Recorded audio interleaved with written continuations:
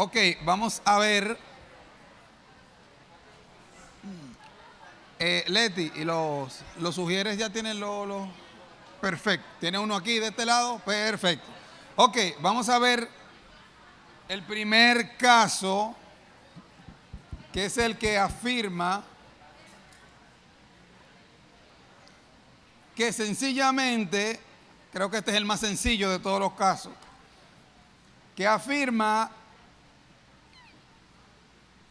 que no fue que Jesús resucitó, sino que se equivocaron de tumba y la tumba a la que fueron estaba vacía. Esta es una teoría defendida por el autor, por un autor, Chris Blake, que las mujeres fueron a la tumba equivocada, llevaron a los discípulos a la tumba equivocada y fue que se equivocaron de tumba. Ok, ¿quién puede, por favor, levantarse y decir si esto es cierto o si esto es razonable y por qué no es razonable? Si hay alguien que puede decir por qué esta afirmación no es razonable. Dice, Sí, fueron a la tumba equivocada. Que las mujeres, María, fueron a la tumba equivocada. Sí, bien, ese es nuestro caso. perfecto. Vamos a defender esta parte de la palabra del argumento de Kirshop Blake, que dice que fueron a la tumba equivocada. Bueno, nosotros hicimos alrededor de 7 argumentos que defienden la palabra de Dios de este argumento, valga la redundancia. Bueno, nosotros decimos, ¿verdad?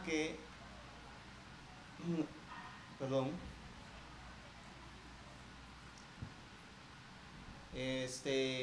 Las mujeres, junto a José de Arimatea, quien pidió el cuerpo de Jesús a Pilato, ¿verdad? Sabían específicamente dónde pusieron ese cuerpo, en qué sepulcro y qué había alrededor de él. O sea, ellos tenían referencias, tales como las siguientes. Había un pequeño huerto cerca de donde pusieron el cuerpo de Jesús y además había una tumba vacía allí, o sea que no había sido utilizada. Y por causa de la Pascua que se acercaba, pusieron el cuerpo de Jesús allí.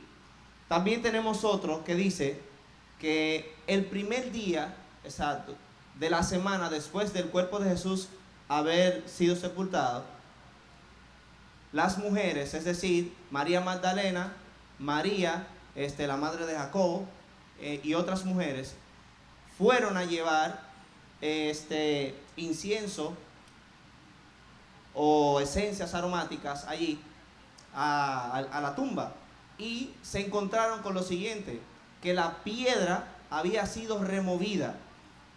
Esa piedra, ¿verdad?, que se puso para cubrir el sepulcro había sido removida y por 2 ángeles que le dicen a ella lo siguiente: ¿por qué buscáis al que está vivo entre los muertos?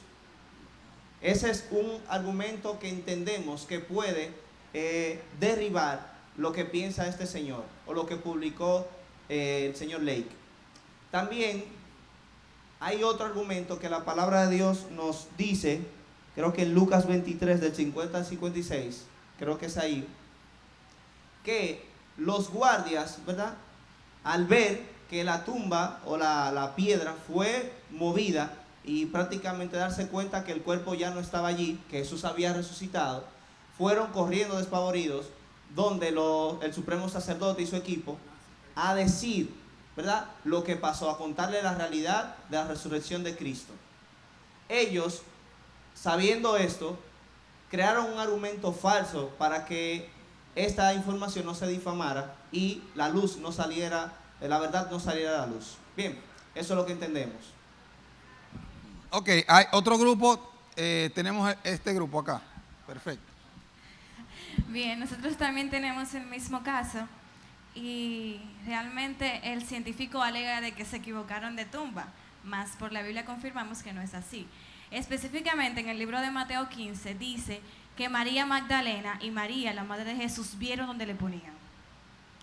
Segundo, José de Arimatea, quien también era sumo sacerdote, fiel al concilio, fue quien pidió el cuerpo a Pilato para ser enterrado. Otra cosa. El consejo de los sumos sacerdotes, juntamente con Pilato, decidieron enviar guardas a la tumba de Jesús porque a ellos sabían que Jesús iba a resucitar. Entonces, ¿cómo es posible que tú envíes guardias a una tumba que tú no sabes dónde está? Muy bien. Bueno, en este caso no fueron los guardias que se confundieron. Según este autor, lo que él dice, que los guardias estaban ahí, que los que se confundieron fueron los discípulos. Bien, entonces no se pudieron haber confundidos porque María Magdalena, un sacerdote del concilio, María, la madre de Jesús, vieron dónde le ponían. Otra cosa. Los guardas tuvieron un suceso, una experiencia religiosa o espiritual, donde ángeles del cielo descendían como una luz o como un destello de luz y ellos quedaron totalmente inconscientes, se desmayaron. Entonces esos ángeles se sentaron encima de la piedra una vez la removieron. Ok. Ellos fueron y llevaron el testimonio a los sumos sacerdotes, los cuales creyeron en el testimonio, pero decidieron engañar al pueblo. Y le dijeron a los guardias, sobornándolos, que digan otra mentira, una cosa por la otra. Les pidieron que dijera que mientras ellos dormían, los discípulos se habían llevado el cuerpo. ¿Cómo es posible entonces que tú alegues que no sabían dónde estaba la tumba y que le dijeras al pueblo que sus discípulos se habían llevado el cuerpo de una tumba que ellos ni siquiera sabían dónde estaba? Bien, tengo a alguien allá atrás. No pudieron haber confundido la tumba porque el cuerpo de Jesús no fue puesto en una tumba cualquiera. Esta tumba era una tumba exclusiva, si se podría decir, que estaba en un huerto, o sea, no era algo común. No es igual que aquí, por ejemplo, que uno va al Cristo Redentor, y uno se encuentra con muchísima. No era algo semejante. Había un sepulcro en el huerto. Un sepulcro en el huerto. Y María Magdalena y María, la otra María, vio cuando fue colocado el cuerpo en ese sepulcro. O sea, que ellas vieron el lugar y conocían el lugar donde había sido colocado el cuerpo. Entonces, la tumba no era una tumba común. Pedro vio los lienzos de Jesús. Cuando ellas le dieron la noticia a Pedro, según dice la Biblia, que siguió a Jesús de lejos en todo lo que él pasó.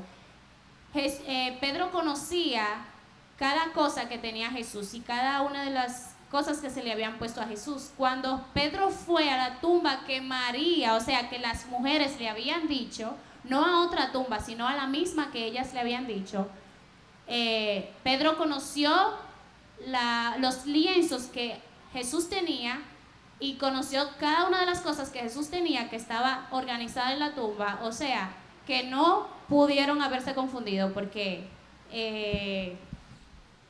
son cosas claves que muestran que era la tumba y era Cristo. Amén. Bien, ¿alguien más?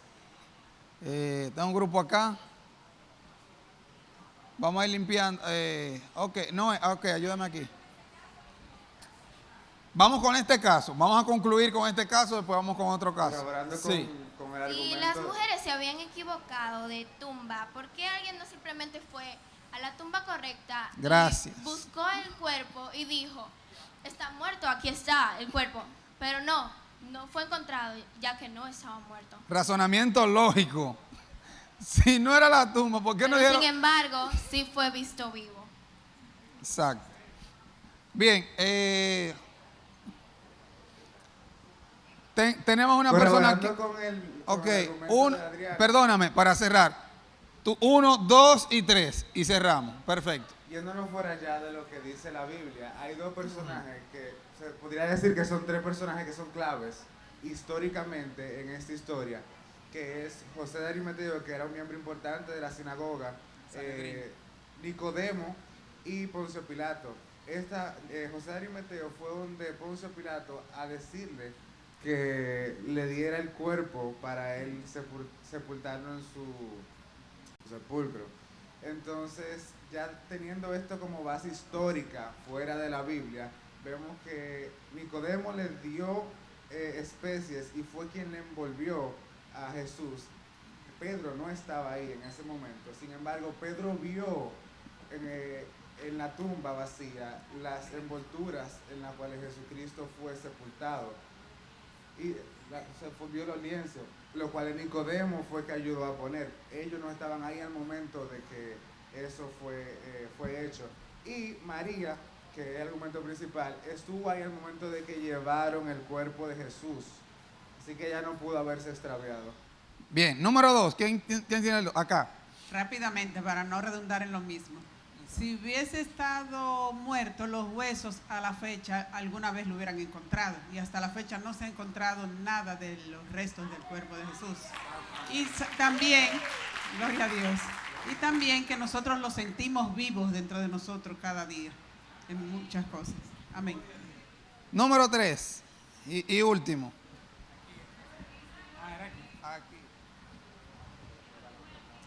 Y también debemos tener en cuenta, o sea, si esa no era la tumba de Jesús, ¿por qué los guardas entonces lo sobornaron para que dijeran otra historia? Tiene lógica. Y por otra parte, cuando ellas entraron a la tumba de Jesús, un ángel se les apareció y les dijo, ustedes buscan al Nazareno, buscan a Jesús, el que resucitó de los muertos. Y, exacto, eso mismo, sorry. ¿Cuántos han ido al viaje a Jerusalén? De aquí. ¿Y cuántos entraron a la tumba de Jesús? Pues está ahí la tumba. Pues está ahí la tumba. Y está vacía. Ok, vamos al segundo caso, que es el caso que dice que no fue que él murió, sino que sufrió un desmayo.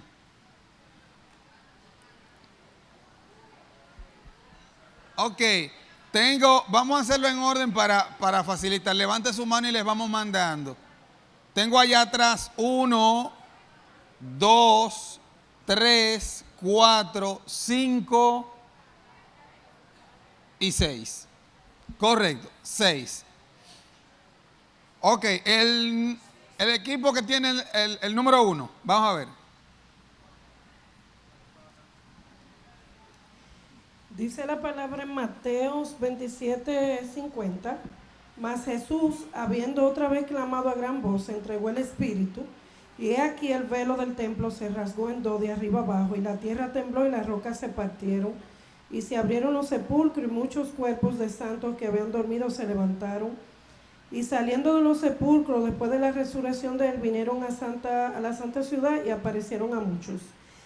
El centurión, que es donde me voy a detener, resulta que los romanos eran muy sagaces, demasiado, y súper incrédulos. Y si hay un centurión ahí que confirma que está mirando a Jesucristo sufriendo, dicen los historiadores que los que eran crucificados prácticamente duraban 4 días para morir, 48, 4 horas o 4 días. Jesucristo murió en 6. Y ellos podían confirmar físicamente que él había expirado. O sea, el decir que él se desmayó y que luego volvió en sí, como si fuera la resurrección ahí mismo, es contradictorio. Incluso hay historiadores que confirman que Jesucristo sí murió y que luego no es porque la Biblia lo dice, ellos confirmaron que luego él fue sepultado, que la roca fue movida, incluso había guardias ahí que podían confirmar que su cuerpo no fue robado, sino que él resucitó. Entonces, el asunto es que Jesucristo no se desmayó y revivió en la misma cruz, sino que él murió. Por la palabra está confirmado, porque antes de ser crucificado, Jesucristo sufrió uno de los procesos más difíciles ¿cómo se llama? El camino a la crucifixión. todo su cuerpo experimentó dolores que una persona no podía aguantar viva tanto tiempo. O sea que en realidad Jesucristo sí murió. No fue que se desmayó y revivió en la misma cruz. ¿Quién tiene el número 2? ¿Quién es los...? Ok. Jesucristo murió por la excesiva pérdida de sangre que sufrió. Según el transcurso al Gólgota, al ser crucificado, él fue golpeado, fue abofeteado, fue latigado y murió por la excesiva pérdida de sangre. Es decir, que en la cruz, un crucificado duraba de 3 a 4 días en morir. Pero según se acercaba la Pascua, los soldados tuvieron que quebrar las piernas de los demás crucificados. Y las quebraron porque ellos no querían esperar la Pascua con esas personas crucificadas allí. Por eso quebraron sus piernas. Pero al llegar a Jesús, como vieron que estaba muerto, lo que hicieron fue que confirmaron penetrándole la lanza en un costado. ¿Quién es el número 3? Allá, el número 3. No es. El número 3. Ah, ya lo tiene. Perfecto. Amén.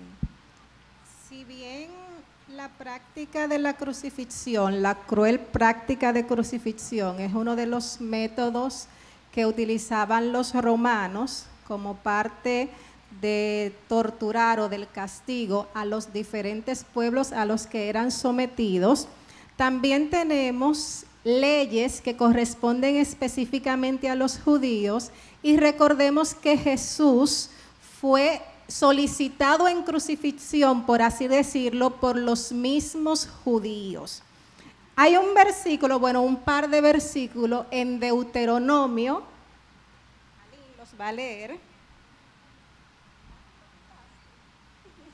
Deuteronomio, a ver, déjame leerlo yo de acá entonces, porque como parte de la ley de los judíos, dice en Deuteronomio que cuando una persona sea castigada para morir en un madero, para ser colgado, cuando fuera colgado, como parte de su ley, los judíos no podían permitir que esa persona quedara hasta el siguiente día, sino que tenía que ser enterrada ese mismo día para no contaminar la tierra que Dios le había dado.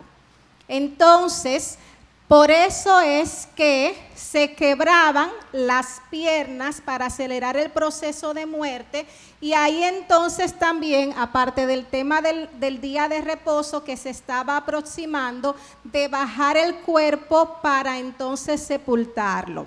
Además, cuando a Pilato precisamente van a pedirle el cuerpo de Jesús, Pilato no simplemente se queda, sí, ya murió, está bien, sino que Pilato confirma con su centurión que no es cualquier persona, o sea, no fue con un soldado cualquiera, sino que con su centurión. Pilato preguntó, ¿está muerto? Y el centurión entonces le confirmó la muerte de Jesús, y ahí fue que él decidió entregar el cuerpo del maestro. No aportamos más porque hay más grupos. Hay más grupos, gracias. ¿Quién es el siguiente? Acá, el 4. Bien, el argumento que planteamos se basa en las citas bíblicas Marcos 15, 42, 46 y Juan 19, 31, 34, que se basa en la muerte. Entonces, el argumento que se nos planteó dice que Jesucristo no falleció en la cruz, más bien sufrió un desmayo que fue causado debido al cansancio y a la lenta pérdida de sangre que sufrió en la cruz. Entonces, el argumento que nosotros tenemos dice: debido al trayecto que había recorrido Jesús, azotado por los látigos, se encontraba en estado de cansancio de todo el recorrido que realizó con la cruz a cuesta. Al momento de ser levantado en la cruz, fue crucificado cuando estaba a punto de caer la noche. Jesús fallece debido a la perforación en el lado izquierdo del costado, según Juan 19, 31, 34, que dice... 19, 31, 34. Entonces, los judíos, por cuanto era la preparación de la Pascua, a fin de que los cuerpos no quedasen en la cruz en el día de reposo, pues aquel día de reposo era de gran solemnidad, rogaron a Pilato que se le quebrasen las piernas y fuesen quitados de allí. Vinieron, pues, los soldados y quebraron las piernas al primero y asimismo al otro que había sido crucificado con él. Más bien, cuando llegaron a Jesús, como le vieron ya muerto, no le quebraron las piernas. Pero uno de los soldados le abrió el costado con una lanza, que fue lo que opiné en el argumento de nosotros, y al instante salió sangre y agua. Bien, es importante aclarar que cuando le clavaron la lanza en el costado, ya estaba muerto. No fue la lanza que lo mató, la lanza sencillamente confirmó la muerte de Jesús. El 5, ustedes, perfecto.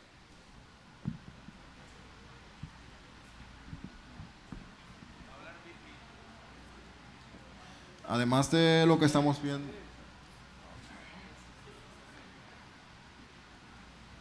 bueno, también lo que tenemos aquí con el argumento, tenemos que se pone a describir que Jesús sufrió un desmayo debido a que al cansancio que tuvo y a la lenta pérdida de sangre que sufrió en la cruz. Además de todo lo que los grupos anteriores estaban mencionando, queremos decir algo acerca del castigo y la situación que también pasó en la cruz. Estuvimos por lo menos verificando las notas que nos pusieron y por lo menos, como en la cruz se data de que una persona tenía que morir alrededor de 4 días, podríamos decir, Jesús sufrió una serie de castigos antes de que fuera crucificado. O sea, pasó por un proceso de 39 latigazos con un flagrón, el cual es un instrumento que fue creado para, cuando te pegan, te arranca una gran cantidad de masa muscular que te crea hemorragias que son difíciles de cerrar en un momento de la crucifixión. No obstante, también cuando llevan a Jesús a la cruz está en una condición la cual su respiración le da un problema demasiado difícil para mantenerse, donde si inhalaba le daba un problema y exhalaba también. Entonces, en ese momento la muerte le iba a llegar bastante rápido. Y sobre todo, algo que me pareció importante que nos dieron en un verso en en Marcos, espérense, lo tengo aquí.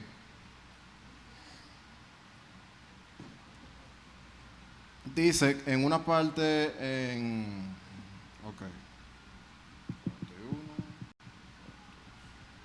ya lo tengo, en Lucas 22, que dice, y se apartó de ellos a distancia como de un tiro de piedra, y puestos de rodilla oró, diciendo, Padre, si quieres, pasa de mí esta copa, pero no se haga mi voluntad, sino la tuya. Y se le apareció un ángel en el cielo para fortalecerle. Y estando en agonía, oraba más intensamente, será Jesús cuando estaba orando, y era su sudor como grandes gotas de sangre que caían hasta la tierra. Yo estuve verificando, y hay una condición médica que se llama hidrosis, la cual dice que es una condición muy rara en que un humano suda sangre. O sea que podríamos decir que no se conoce mucho acerca de esta causa, pero dice que la causa real del fenómeno, los científicos especulan que pasa cuando una persona está bajo tensión o estrés extremo, al congestionarse los vasos sanguíneos cerca de las glándulas sudoríparas a causa del estrés, y tiene escapes combinándose con el sudor. Podríamos decir que Jesús estaba sudando sangre desde antes que lo castigaran. De hecho, la hidrosis, en la mayor parte de los casos, se da con presos condenados a muerte. Ese tipo de casos se le da a los presos que ya están condenados a muerte. El día antes de su ejecución le sucede la hidrosis y comienzan a sudar sangre. No.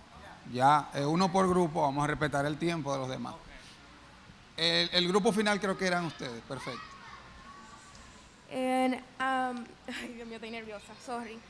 Lo que le vengo a hablar sobre este argumento es totalmente falso, porque si quieren comprobarlo ustedes mismos, busquen en Marco 15, del 42 al 46, donde dice que José fue a pedir el cuerpo de Jesús para envolverlo en manta y sepultarlo. Entonces, Pilato mandó a un centurión para revisar si Jesús estaba realmente muerto. Y cuando el centurión fue vio que Jesús lo comprobó, revisó su corazón y todo, que Jesús estaba muerto. Entonces, esto no queda muy claro que realmente Jesús murió y no se desmayó.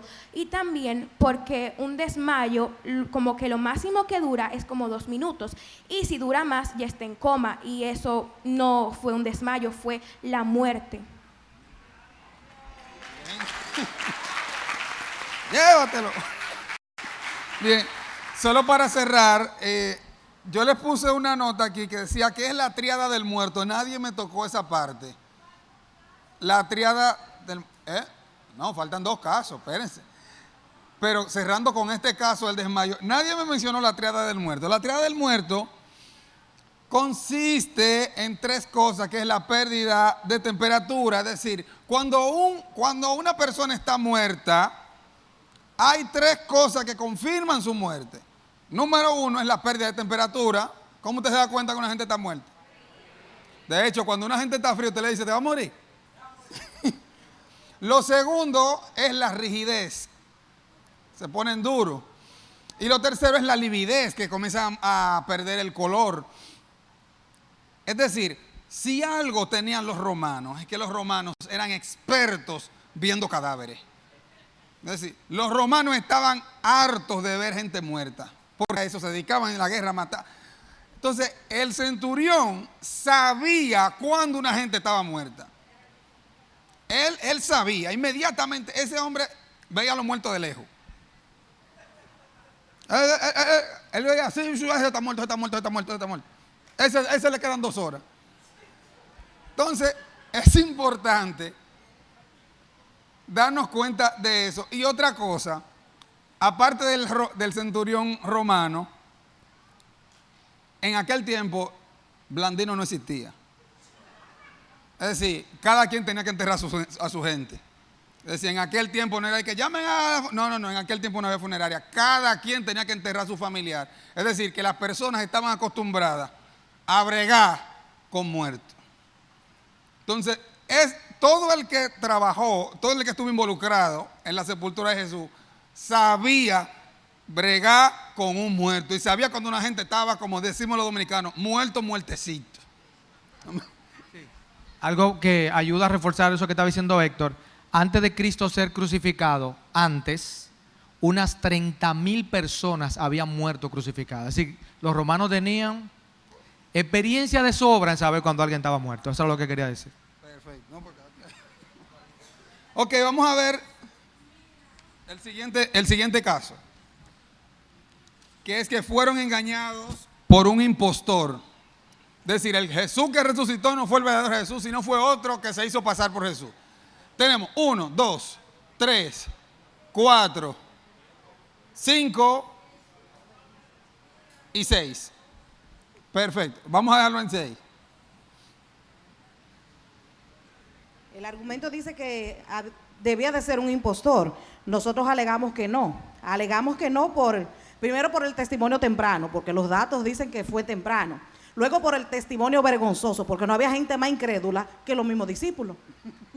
Y al primero que ellos se le presentó fue a los 11, y cuando él fue, lo primero que le dijo, venga, entre su dedo aquí en las llagas. Entonces, para que una persona fuera un impostor, tenía que tener los huecos de los clavos, es lo primero. Debió haberse clavado. Tenía que tener los huecos de los clavos en sus pies y en sus manos, tenía que tener el hoyo en el costado. Entonces, no creo que un impostor llegara a su extremo. También nosotros argumentamos que debió de hacerlo en complot, porque una sola persona no pudo haberse robado el cuerpo de Cristo, abrir esa piedra primero que estaba custodiada, robárselo de ahí adentro, esconderlo y que no lo encontraran, porque todas esas personas andaban detrás de ellos. Entonces, solo no pudo haber sido. Y otra cosa que debió de tener es que debió de hacer milagros. ¿Por qué? Porque dice en la palabra que él hizo que ellos hicieran la pesca milagrosa después de haber resucitado. Pero no obstante haberle hecho la pesca milagrosa y decirle dónde fuera, cuando ellos vinieron a salir, ya él le tenía un pescado asado. Entonces, ¿de dónde él sacó el pescado? Tuvo que haber hecho cosas así. También otro argumento es que él se le apareció a ellos cuando estaban los 11 en una casa totalmente cerrada. Entonces, si no era un mago el que lo hizo, nosotros entendemos y demostramos a través de la palabra de que no pudo haber sido un impostor. Cristo está vivo. Y no fue Houdini que se le apareció. Número 2. Por favor, si ya el equipo anterior dijo algo, tratemos de decir algo diferente y no redundar en lo mismo para aprovechar el A tiempo. eso iba, la Gracias. señora realmente dijo la mayoría de las Le acabó cosas. con todos ustedes. Sí. Pero aclarando que también Jesús tenía la soberanía de prometer el Espíritu Santo. En el momento que Jesús resucitó, también fue con los discípulos al Monte de los Olivos. Y en ese monte, Él fue subido a las nubes, donde Él también dijo que iba a prometer y prometió, porque también fue cumplida la profecía, que el Espíritu Santo iba a venir sobre ellos. Y una investigación que nosotras hicimos, para no decir solamente de la palabra, ya que ya lo dijo, es que la sangre de Jesús en el 2010, por un investigador llamado Ronaldo Watt, fue descubierta. Y esta sangre, al parecer, todavía seguía viva, o está viva. Todas las personas tienen 46 cromosomas, 23 de su madre y 23 de su padre. Y él solo tenía 24, 23 de María y 1 cromosoma de un hombre, Y. Entonces, 23 cromosomas eran de su madre y 1 de su padre, que científicamente eso no es posible para los seres humanos.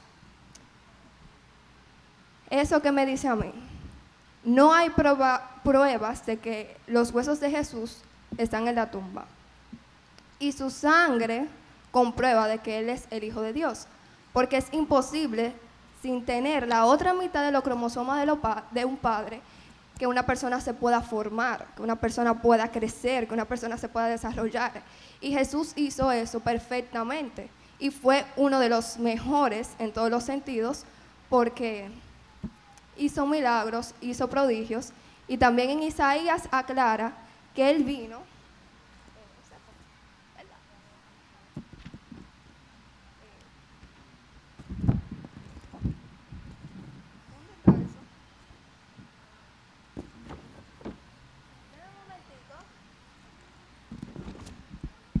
lo más importante, cumplió la promesa que decía Isaías. En Mateo 8:17 dice que Él vino para sanar nuestras enfermedades y a restaurarnos. Y eso fue lo que exactamente hizo Jesús. Ok. Siguiente.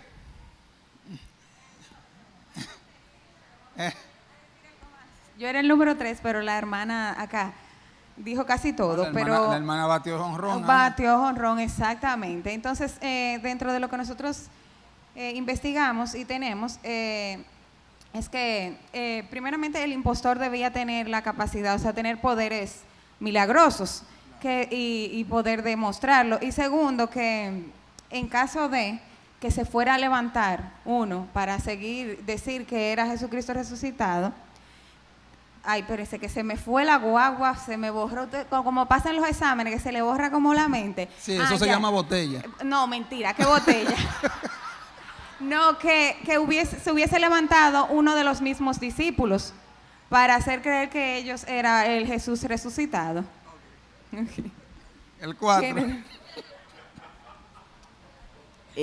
Yo digo, el cuarto. ¿Quién es el grupo 4? Allá, el 4. Aquí nos habla que los discípulos fueron engañados por un impostor. El Jesús resucitado pudo haber sido un impostor. ¿Qué debía tener el impostor para demostrar que era Jesucristo? Las marcas de la cruz, o sea, sus heridas, porque si no tenía heridas, ¿cómo iba a ser un impostor? ¿Qué debía hacer el impostor para demostrar que era Jesucristo? Milagros, como por ejemplo la pesca, donde él le dijo a Pedro, el mismo Jesús le dijo a Pedro que lanzara su red al mar. Y entrar al salón con las puertas cerradas, porque eso solamente lo hacía el mismo Jesucristo. O sea, pruebas convincentes. ¿Podía el impostor engañar a todos actuando por cuenta propia? No, no podía porque no tenía pruebas convincentes. Bien, siguiente. El 5, ¿quién es el 5? ¿A ustedes? ¿Ustedes son el 5 o el 6?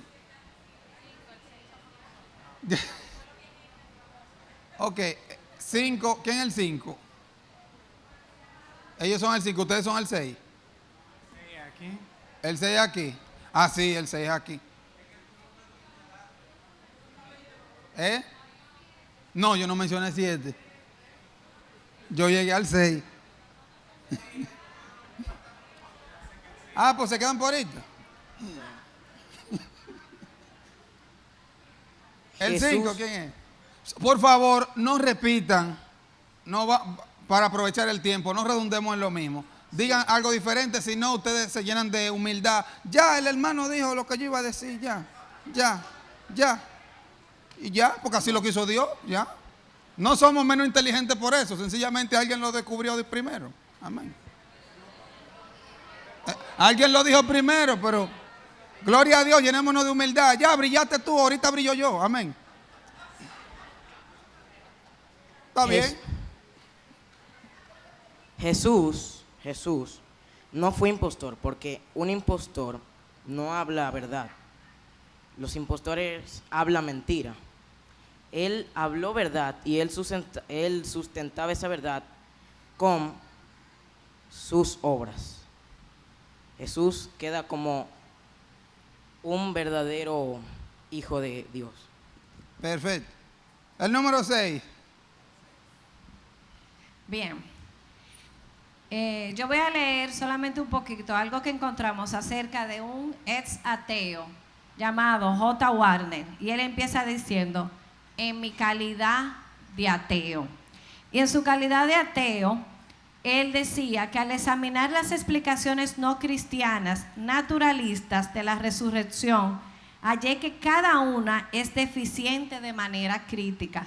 Y cuando él hablaba acerca de todo lo que estamos comentando aquí, que hace mención en Lucas 24, y es que para que fuese un impostor, oye, tenía que conocer a Jesús hasta cómo caminaba. O sea, si caminaba así, él tenía que caminar así. Debía tener una relación muy íntima con los discípulos y conocerlos como tal. Conocer las escrituras más que el mismo Jesús, porque tenía que saber lo que pasaba después y después no sé cuándo. Porque recuerden que cuando él le apareció a los discípulos, él decía, pero no era necesario que pasara esto. Y la escritura no decían que cuando Moisés, cuando esto, cuando aquello, se las fue recordando a cada uno de ellos. Y dice lo siguiente, él, para finalizar, la teoría del impostor simplemente no es razonable. La verdad de los relatos de los evangelios y la resurrección de Jesús sigue siendo la inferencia más razonable de la evidencia. Hoy es él un autor del libro Cristianismo, Caso Resuelto, y es un detective de homicidios en casos fríos. Y eso lo dice un ex ateo. Ese libro se lo recomiendo, muy bueno, Cristianismo, Casos Resueltos. Un dato interesante es, de todos los discípulos, ¿a cuál de los discípulos el impostor tenía que engañar? ¿A quién? ¿A cuál era el discípulo que más tenía que engañar, el impostor? Señores, señores, mira, fueron hoyos, tuvo que tranquilarse, tuvo que hacerse los hoyos, y también a Juan, porque Juan era el que vivía pegadito de él ahí, el amado. Exactamente. Y en ese tiempo no había cirugía. Ni cirugía, ni... Ok, vamos a ver el último caso, que es uno de los casos más que más se defiende, y es que los discípulos robaron el cadáver. Vamos a ver. Ok, allá trae un equipo poderoso. 1, Samuel 2, 3, 4, 5 y 6. Ahí está. Ya. Por amor a los millennials vamos a llegar al 7. Pues ya, que no son millennials nada, ustedes son Z toditos. Ok, vamos a llegar al 7, terminamos con los Z. 1, breve, por favor, no repitamos lo mismo, gracias. Nuestro argumento dice que otra teoría afirma que fueron los mismos discípulos de Cristo quienes robaron el cuerpo. Entonces, en Mateo 27, del 62 al 64, y en Mateo 28, 15, especifica que el gobierno romano le pagó a los soldados para que ellos dijeran que los discípulos se robaron el cuerpo. Entonces, ya ahí se cae el argumento. Si el cuerpo hubiese sido robado, no se corresponden las apariciones que hizo Jesús, que se las hizo a Pablo y a Santiago. Otra cosa es que los ladrones hubiesen hecho algo con el cuerpo, y si se hubiesen robado el cuerpo no dejan los lienzos ni la mezcla con la que el cuerpo estaba envuelto, o sea, no lo hubiesen sacado, simplemente se hubiesen llevado el cuerpo y sin dejar evidencias. Ok, vamos a dejarlo ahí para que los demás tengan oportunidad. Amén. Perfecto, vamos a ir parando. Vamos a poner un amén para que sea un tapón. Aleluya. Bueno, en nuestro caso, el mismo que mencionó la hermana, una pregunta que yo le haría a todos sería muy sencilla. La pregunta que más me da en este caso es que dice, ¿qué ganaron los discípulos con la invención de la resurrección? ¿Qué ganaron ellos si no fue la muerte? O sea, yo voy a robarme un cuerpo, yo voy a hacer una historia de que él se resucitó, y a mí lo que me van a hacer es que me van a crucificar de cabeza, me van a ahorcar, me va a perseguir. 300 años pasó la iglesia, como hasta el 300 y pico cuando llegó Constantino, para que mataran a todo el que predicaba que era cristiano. Entonces, esa pregunta deja muy en claro que en el capítulo de Hechos, capítulo 9, Pablo mataba y perseguía a todo el que proclamaba el cristianismo. Entonces, si el mismo Pablo que perseguía y mataba a todo el que era cristiano también se convirtió a Cristo, entonces esto no era un robo de un cuerpo, porque las conspiraciones, como dice aquí, se hacen con personas cercanas. Pero Pablo era ajeno incluso al círculo de Jesús. María Magdalena no era familiar de ellos. Las conspiraciones mayormente se dan, mira, tú eres amigo mío, vamos a preparar esto, lo preparamos todo bien y lo hacemos.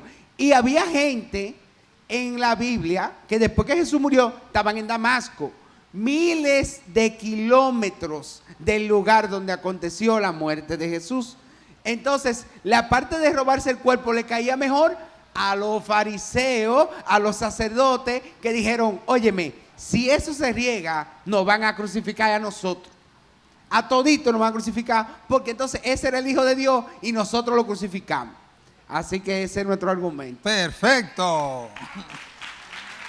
Ahí está el poder. El grupo siguiente. Bueno, el varón, yo me estaba lamentando porque en verdad dio en el mismo punto que yo quería abundar, y nuestro grupo estuvo de acuerdo, pero en primer lugar, para que una persona me dé esta afirmación de que los discípulos robaron el cadáver, debe conocer muy bien los Nuevos Testamentos, porque aparte de que ahí es que aparece la historia, también le da las mismas respuestas a un buen entendedor o conocedor de la palabra. También también nosotros llegamos de acuerdo de que para que una persona mantenga una mentira hasta tal punto, por ejemplo, los policías utilizan las torturas para que los malhechores digan la verdad. Si yo no tengo esa convicción tan fuerte y también estar seguro de que las cosas que ese Cristo que me dijo antes de morir, Él la iba a cumplir, yo de una vez cuando veo que me van a matar o que me van a apedrear o que me van a crucificar, digo la verdad de una vez. Porque yo no me voy a exponer o que me voy a sacrificar por algo que en verdad no vale la pena. Aclarando, el que los policías usen la tortura, eso es ilegal. Así que si ustedes... Sí. Eso es ilegal.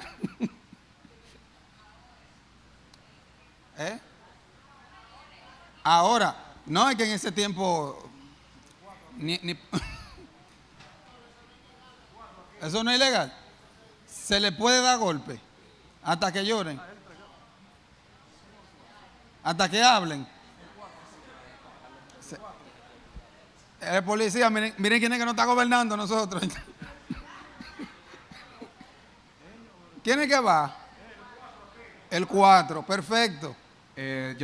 Nosotros investigamos acerca de la evidencia que dice que los discípulos estaban separados por miles de kilómetros. Entonces, si uno va a hacer una conspiración, y más en un tiempo en que no había comunicaciones como la internet y esas cosas, es muy difícil hacer ese tipo de conspiraciones. Así, por ejemplo, en el año 66 al 70 después de Cristo, Flavio Josefo describe que hubo una diáspora judía, o sea que los judíos se dispersaron por motivo de que los romanos invadieron, o sea, ya habían invadido, pero destruyeron el templo de Jerusalén y por eso se dispersaron a diferentes lugares. Él decía que se dispersaron en Persia, Irak y Arabia, y por eso Santiago dice que, Santiago 1.1 dice, a los dispersados en los distintos lugares, y por eso Santiago estaba visitando también esos lugares donde los judíos se habían dispersado. O sea, vemos la distancia de ese lugar donde Jesús resucitó a ese lugar, es bastante.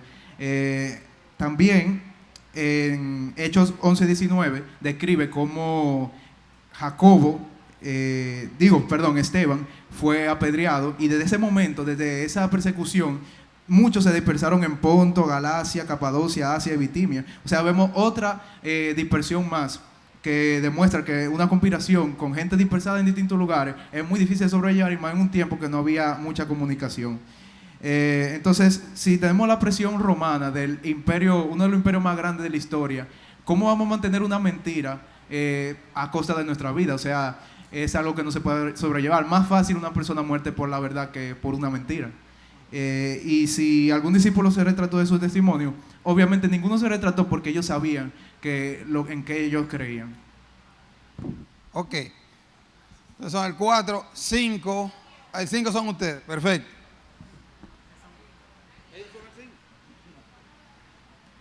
Bueno, agregando en ese mismo sentido, ya lo que los hermanos habían dicho, ¿por qué razón voy a estar defendiendo hasta con mi vida a una persona muerta que me prometió cosas que no va a cumplir?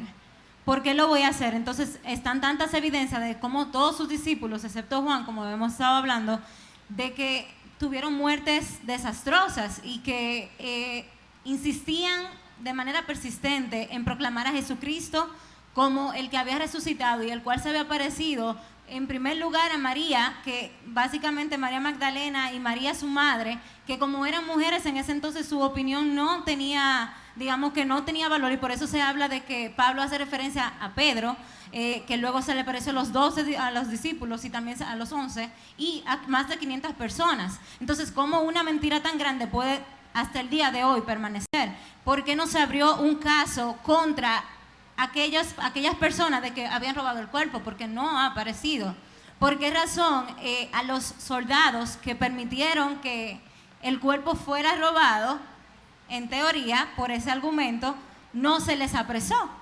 Porque ellos no fueron sometidos ni se hizo un caso en contra de ellos. Entonces todo indica de que esa teoría fue una mentira, de que ellos habían robado el cuerpo. Sus propios discípulos eran los primeros incrédulos que aún de camino a Emaús, Jesús se le apareció a algunos de sus discípulos y estuvo hablando con ellos.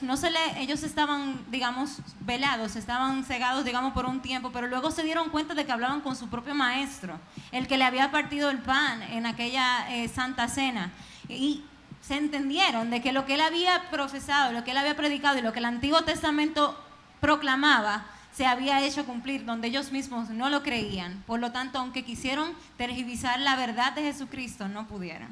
Bien, 6 y 7 y concluimos.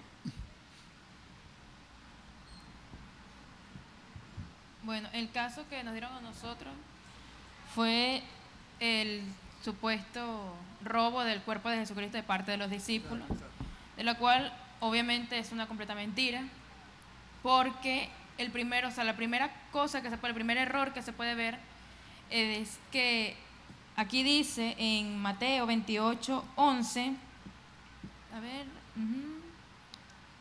del informe de la guardia, que los ancianos estaban reunidos allí junto con los demás guardias y ellos le dijeron, te vamos a pagar si dices que fueron los discípulos que lo robaron. Pero lo que ellos no vieron fue que para mover la piedra fue un problema, porque la piedra medía entre 1,50 y 1,80 y el grosor de ella era de 30 centímetros. Era decir que era algo pesado y ni siquiera, o sea, los mismos romanos tuvieron que poner a 10 personas para poder rodarla. Y aquí dice que ella cayó, o sea, simplemente se cayó. Y aparte aquí también, ellos, los discípulos, no estaban en el mismo sitio. Aquí dice en Mateo 28, 16, pero los 11 discípulos se fueron a Galilea. Ellos estaban muy lejos de donde estaba el cuerpo de Jesucristo. Y habían 2 que iban de camino a Maús, que quedaba a 7 millas de Jerusalén. Perfecto. O sea, tienen una distancia muy larga y no podían estar allí presentes. Bien, vamos a ver el grupo 7. Ya. Humildemente, la gloria de Dios. Ya, no van a hablar. Que ya. Se tenía que decir. Ya. Perfecto.